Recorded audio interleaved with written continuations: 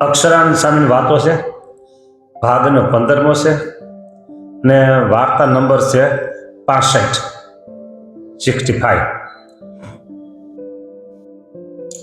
હસનભાઈની વાતો હાલે છે. કાલે એ જ હતી. હસનભાઈ એક વખત ગઢપુરમાં વેપાર કર્યો હસનભાઈએ, અને તેમાં ખોટ જાય તેવું જણાયું. પછી જીજી મહારાજે ગામમાં સાથ પડાવ્યો છે કે જેને હસનભાઈ પાસે લેણું હોય તે સુખેથી લેશો, પણ દાદા ખાચરને ને હસનને કાંઈ લેવા દેવા નથી. એની પાસે લેણું લઈ લેજો, પણ બાકી દાદા ખાચરને બીજા બે ભેગું કાંઈ છે નહીં. એવો સાથ પડાવ્યો. પછી હસનભાઈ વહેલા ઉઠીને ભાવનગર જતા રહ્યા અને વાહનમાં બેસી સુરત ઉતરા. સુરત અને સુરતમાં ગોપાળાન સ્વામી હતા, તેમના દર્શન ગયા. પછી ગોપાળાન સ્વામીએ પૂછ્યું, હસનભાઈ અહીં કેવા, એટલે અહીં કેમ આવ્યા? હા, હસનભાઈ કહે, ગઢપુરમાં મહારાજે મારી લાજ લીધી. સ્વામી કહે, હવે ક્યાં જશો? હસનભાઈ કહે, મુંબઈ જઈશ અને ગવર્નરને મળીશ અને ગઢડા પરગણું ઇજારે લાવીશ અને ગઢડાની બજારમાં ઘોડાગાડીએ બેસીને જ્યારે નીકળું અને ગઢડાનું મહાજન મને સલામ ભરે ત્યારે મારી લાજ દે. સ્વામી કહે, ગઢડામાં તારી લાજ જેને લીધી તેને તમે શું જાણો છો?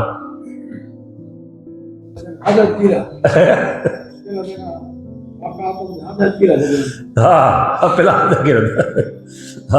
8 અંગે વાક્ય હતા. તો તમે એને શું જાણો છો? ગોપાલ તમે કહે. હસનભાઈ કહે, ભગવાન જાણું છું. સ્વામી કહે, ગવર્નરનું અંતઃકરણ ફેરવી નાખશે તો તમે શું કરશો? ગવર્નરનું અંતઃકરણ ફેરવી નાખશે, તમારા જેમ 8 અંગ ફેરવી જાય તો. પછી હસનભાઈ કહે, સ્વામી તમે કહો તેમ કરું. પછી સ્વામી વડતાલ ચડી ગયા ને તેને કોઠારી કર્યા. એક વખત વાર્તા 66. એક વખત ગઢડામાં સ્વરૂપાનંદ સ્વામીના શરીરે તાવ હતો. તાવ બહુ જ આવ્યો અને શરીરમાં બળતરા બહુ જ થતી હતી.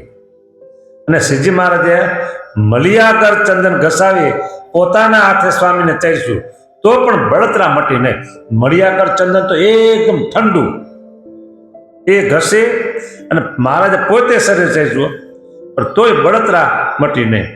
પછી મહારાજ કહે, સ્વામી આ દરબાર તથા ઓરડાનું તથા નળિયાનું ધ્યાન કરો. આ દરબાર ગઢ, આ ઓરડા અને ઉપર નળિયા છે ને એનું બધું ધ્યાન કરો કે. હા, ધ્યાન ભગવાનનું કરે કે નળિયાનું કરે? બરાબર. હા, સાંભળો હવે. પછી સ્વામીએ દરબારમાં શ્રીજી મહારાજ 500 પરમહંસ સહિત સભા કરીને બેઠા છે એમ મહારાજની મૂર્તિ ધારી, એટલે શરીરમાં વ્યાધિ નાશ રોગ હતો એ સમી ગયો, નાશ પામ્યો. તેનું કારણ મહારાજે દરબારમાં મહિમા દેખાડ્યો. દરબારનો મહિમા દેખાડ્યો. દરબારગઢનો મહિમા. અને સ્વરૂપાનંદ સ્વામીને આત્મનિષ્ઠાનું બળ વિશેષ હતું. એક સંતને તાવ આવ્યો હતો, બરાબર, અને તે તાવના વ્યાધિમાં બહુ મૂંઝાતા હતા. પછી સ્વરૂપાનંદ સ્વામીને તેમને કહ્યું, મહાપુરુષ ક્યાં બોલતે હો, દેહ તો ખલકા હૈ. તે પર શ્રીજી મહારાજે આ બધું કરી દેખાડ્યું. ઓલા એક સાધુને તાવ બહુ આવતો હતો એટલે સ્વરૂપાનંદ સ્વામી ગયા કે મહાપુરુષ ક્યું પીડાતો હો, આ દેહ તો ખલકું છે, ગધેડું ખલકું, બરાબર. આવું કર્યું ને એટલે મહારાજ સ્વરૂપાનંદ સ્વામી પછી તાવ મૂક્યો. અને કોઈ બળતરા પછી શાંતિ કઈ થાય નહીં. પછી નળિયા સંભળાયું, આ બધું દરબારગઢ સંભળાયું ને પછી શાંતિ થઈ. હા, એટલે કોઈ હાજા માંદા હોય તેને એમ ન કહેવાય, એટલે તમે શું હવે આત્મનિષ્ઠા કેળવો ને હાજા માંદા આમ છે આમ છે તેમ કરી એમ મહિમા કઈ પાછું પડે જતું છે ત્યારે તેને આશ્વાસન દેવાનું હોય. હા, શ્રીજી મહારાજ વાર્તા આવ્યા આપણે 67. શ્રીજી મહારાજ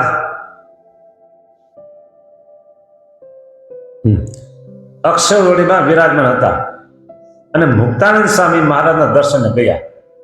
પછી સ્વામીએ મહારાજને પૂછ્યું છે, મહારાજ શાંતિ થાય તે વાત કરો ને કંઈક. સમજા? મુક્તાનંદ કે શાંતિ થઈ વાત કરો ને. પછી મહારાજ ઘેરથી ચાલ્યા, 7 વર્ષ વનમાં ફર્યા, જે વનમાં ચરિત્ર કર્યા એ સર્વે સ્વામીને કહી દેખાડ્યા, તો પણ સ્વામી કાંઈ સમજ્યા નહીં. પછી વળી બીજે દિવસે સ્વામી પણ મહારાજના દર્શને ગયા અને મહારાજને પૂછ્યું છે, મહારાજ શાંતિ થઈ કંઈક વાત કરો ને. કે આ મુક્તાનંદ સ્વામીનું નિમિત્ત છે, કરવાનું છે આપણે, હા સમજવાનું છે આપણે. મહારાજ કહે કાલે કરી હતી ને, તો પણ સ્વામી કાંઈ સમજ્યા નહીં. પછી ત્રીજે દિવસે મહારાજના દર્શને ગયા ત્યારે મહારાજે કહ્યું છે, સ્વામી ગુજરાતમાં ફરવા જાઓ. પછી મહારાજે ગાડું જોડાવી અને સ્વામી ફરવા જાય એટલે સ્વામી ફરવા ગયા.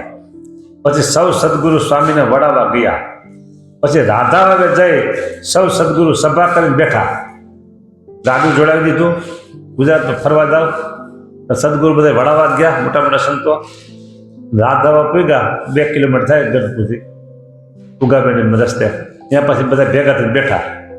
બેઠા શું વાત કરે સાંભળો લે. અને મુક્તાનંદ સ્વામીને ધાબળી પાથરી તે ઉપર બેસાડ્યા, ગરમ ધાબળી પાથરી સ્વામીને એમ ઉપર બેસાડ્યા. પછી નિત્યાનંદ સ્વામી બોલ્યા છે, સ્વામી તમને અચાનક મહારાજે ફરવાની આજ્ઞા કેમ કરી? અચાનક તમને આવી આજ્ઞા કેમ કરી? હા, સ્વામી કહે હું 3 દિવસ થયા મહારાજ પાસે જતો ને શાંતિથી એની વાત પૂછતો, એટલે મહારાજે ઉપર લખેલી વાત કહી. પછી નિત્યાનંદ સ્વામી બોલ્યા છે, ઓહો આટલું બધું મહારાજે તમારી સાથે હેત.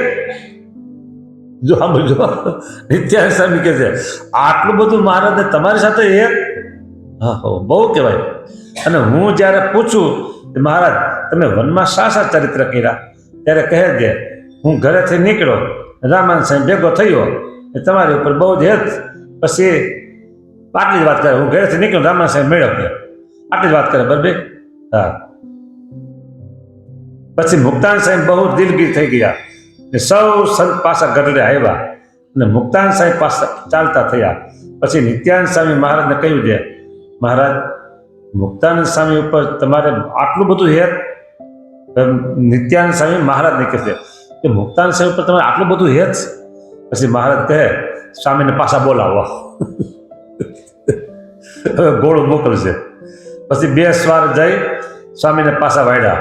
પછી સ્વામી આ ગઢપુર આવ્યા અને અક્ષોરીમાં દર્શને ગયા ને પોતે કીર્તન કર્યું છે, ઠરવાનું ઠામ તમે મારું, બીજું સર્વે માયાનું એલારું, ઠરવાનું ઠામ તમે મારું. એક કીર્તન સ્વામી ત્યાં બોલ્યા અને આવી રીતે પાછા રાજી થયા મહારાજ અને સ્વામી બે. હા, તમે ઠરવાનું ઠેકાણું તમે જ છો મારું. કે વાર્તા 68ની. ગઢપુરમાં ઈચ્છારામજી મહારાજે દેહ ત્યાગ કર્યો. વાત અટપટી છે, વાત અટપટી. ગઢપુરમાં ઈચ્છારામજી મહારાજે દેહ ત્યાગ કર્યો અને વિમાનમાં બેસાડ્યા. તે વખતે મહારાજે બ્રહ્માનંદ સ્વામીને બોલાવ્યા ને મહારાજ કહે કીર્તન બોલો. હવે મહારાજ આ બધું કરે છે ને, એટલે પેલા કોણ ધામમાં ગયું? મહારાજ તો અહીંયા જ છે, નિશારામભાઈ ધામમાં જાય છે. અને બ્રહ્માનંદ સ્વામી કીધું કીર્તન બોલો, એટલે મહારાજ તો છે ને, ભાઈ ધામમાં ગયા ને. ભક્ત ચિંતામણી અને સત્સંગી જીવન એ 2માં એવું લખ્યું છે કે મહારાજ અંતર્ધ્યાન થયા ત્યારે ઈચ્છારામભાઈ હાજર હતા.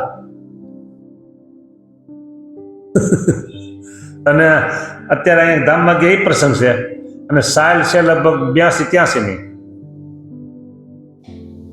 મહારાજ 86માં ગયા અને ભાઈ 82-83માં ગયા.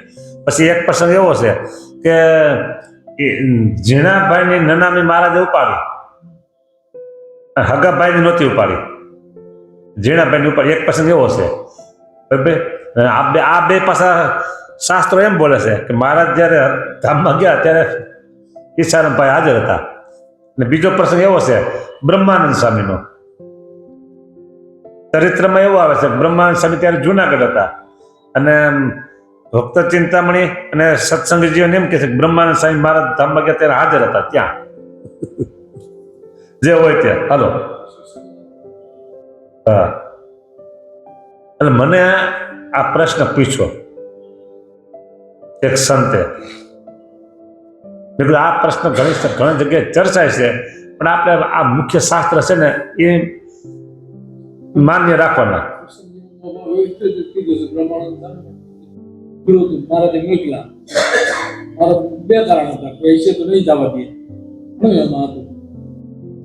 તો પછી મોકલા તો પાછું ધામમાં જશે ત્યારે હાજર છે પાછા. એટલે જે હોય તે ઈચ્છારામજી મહારાજે દેહત્યાગ કર્યો, વિમાનમાં બેસાડ્યા. તે વખતે મહારાજે બ્રહ્માનંદ સ્વામીને બોલાવ્યા અને મહારાજ કહે કીર્તન બોલો. પછી બ્રહ્માનંદ સ્વામી કીર્તન બોલે છે, લગાડી તે પ્રીતિ લાલ રે પ્રેતળલી ઓ લગાડી એ પ્રેતળલી ઓ લગાડી પ્રેતમ મારા પ્રેમના તમે તીખા રે તીખા બાણ જોતા તમને જાદવારે એથી આ પરવસ મારા પ્રાણ રે પ્રેતળલી ઓ લગા. એક કીર્તન બોલ્યા બોલો મહારાજ કીધું એક કીર્તન બોલો. પછી ત્યાં પણ તે કીર્તન બોલાવ્યું. પછી ઈચ્છારામજી મહારાજે દેન દેવા પધાર્યા. ત્યાં મહારાજ સભા કરીને બિરાજમાન થયા અને સ્વામીને કહ્યું લગાડે તે પ્રીતિ લાલ રે એ કીર્તન પાછા બોલો. પછી ત્યાં પણ તે કીર્તન બોલાવ્યું અને અગ્નિ સંસ્કાર કરી દરબારમાં આવ્યા અને દરબારમાં સભા કરીને તે કીર્તન પાછું બોલાવ્યું ત્રીજી વખત. પછી મહારાજ બોલ્યા છે આ કીર્તનમાં જેવું કહ્યું છે તેવું ઈચ્છારામજીને મારી સાથે હેત હતું. લગાડી તે પ્રીતિ લાલ રે પ્રીતલડી તો લગાડી. મારી સાથે હેત હતું. નાના ભાઈ હતા ને એ ત્યારથી અહીંયા અયોધ્યામાં છપાઈ હતા અત્યંત હેત હતું. અને જ્યારે મહારાજ વનમાં પધારે છે ને ત્યારે જે ઈચ્છારામજી મહારાજ વિરહ કરે છે ને બહુ ગજબનો વિરહ છે. એક વખત વાર્તા 69મી એક વખત મહારાજ વાસુદેવ નારાયણના ઓરડાના બાયણા વચ્ચે ચાકડા ઉપર વિરાજમાન હતા અને એક સાકરના પાણીની તાંસળી ભરી અને એક લીમડાની અંતરછાલના પાણીની તાંસળી ભરી. તે બેઉમાં આંગળી મહારાજ ફેરવતા હતા. પછી મુક્તાનંદ સ્વામીને મહારાજે પૂછ્યું છે સ્વામી સાકર સારી કે લીમડો કયું પાણી સારું? સ્વામી કે મહારાજ સાકર સારી. મહારાજ કહે જેને 25 રૂપી રોગ ટળી ગયો છે તેને સાકર સારી, જેને 25 રૂપી રોગ છે તેને લીમડો સારો. તે ઉપર મહારાજે નિષ્કુળાનંદ સ્વામીનું 64 પદીનું કીર્તન બોલાવ્યું છે. કઠણ વચન કૌશુરે કડવા કાંકચ રૂપ દર ધીને ગોળી દઉં સુરે સુખ થવાય અનુપ. તે કીર્તન મહારાજ બોલ્યા. હવે જો લીમડો એ રોગ હોય તો એને સારો એટલે કડવી દવા. રોગ મટી ગયા પછી સાકર સારી. પણ સાકર સારી છે તો રોગીને તમે પાવો તાવ આવ્યો હોય તો પૂરું થઈ જાય. એટલે બે ગુણકારી છે આવી રીતે. રોગ હોય ત્યારે લીમડો સારો, રોગ ગયા પછી સાકર સારી. પછી મહારાજે નિષ્કુળાનંદ સ્વામીને પણ આ કીર્તન બોલાવ્યું કે કઠણ વચન કહું સુરે કડવા કાંકચ રૂપ દર્દીને ગોળી દઉં સુરે સુખ થવા અનુપ. આવી રીતે આ 69મી વાર્તા અહીં કે પૂરી થઈ. સ્વામિનારાયણ ભગવાનની